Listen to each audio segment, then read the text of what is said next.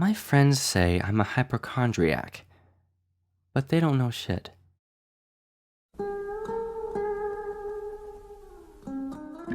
I'm not certain whether someone will ever hear this story, but what I do know is that I'll die in a few seconds, and because it embodies my life so brilliantly, I have to tell it. I hope you'll pardon my terrible storytelling skills, though. I could never tell a joke without confusing the crap out of my audience. Do you remember that useful yet awful plot device used in the very first scene of many 1990s films? The type where the protagonist is running away from an overly exaggerated threat, like a bunch of Bengal tigers or 11 Bengali mobsters on dirt bikes, and everything seems to be over for the guy, but suddenly a record scratches, the frame freezes, and the narrator begins with, "Hey, see that guy in the robe who looks like he hit rock bottom? Well, that's me. My name is John, and I'm an accountant, and right now you're probably wondering how I got into this mess." Do you see what I'm talking about?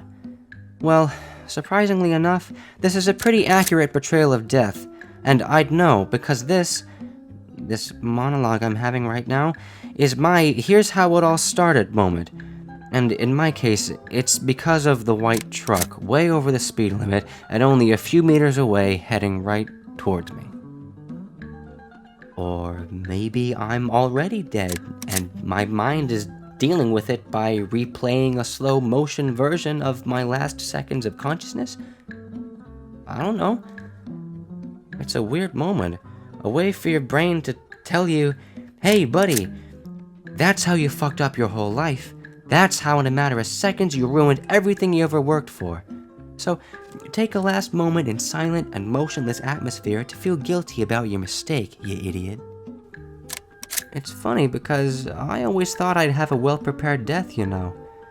I expected to die in a comfortable bed with a peaceful look on my face, surrounded by those I had spent my life with. But that kind of departure is rare and I'm just like everybody else. Actually, I'm kind of mad at the way I'm dying right now. Because I never smoked. I barely drank. I worked out every day.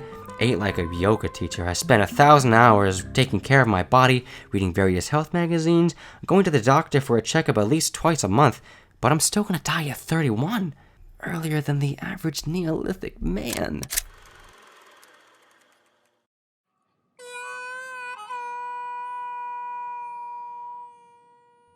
Anyways, I don't know how long this final moment actually lasts, so here's how I died.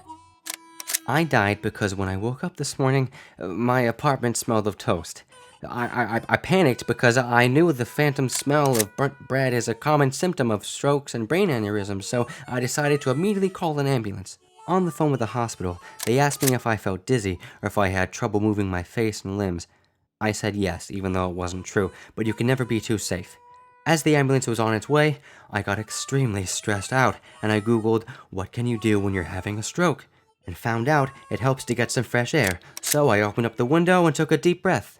But then I thought my window was too small, and I decided to get more air down in the streets, where the ambulance could also pick me up faster. I got down the stairs and into the street, where I wished to sit on the sidewalk. But then I remembered the sidewalk on my side of the street is ridiculously small. In fact, it's the second smallest in Paris. So I decided to cross the street and wait on the opposite sidewalk for the ambulance while I take deep breaths and try not to pass out. I leaned onto the door of the 43 bis and checked out if I had fast syndrome. That's face drooping, arm weakness, speech slurring, time to call an ambulance, but I had none, and the ambulance was already on its way anyway. Oh boy, then I noticed that across the street, my bottom floor neighbor, Madame Felix, was chasing a thick white smoke out of her window into the street. Then it hit me. Oh my god, she was making actual toast. I'm not having a stroke.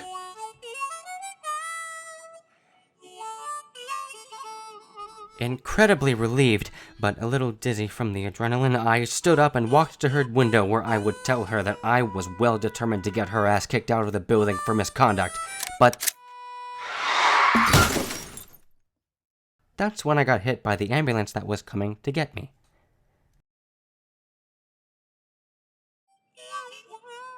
Yeah, my friends say I'm a hypochondriac. Maybe they're right.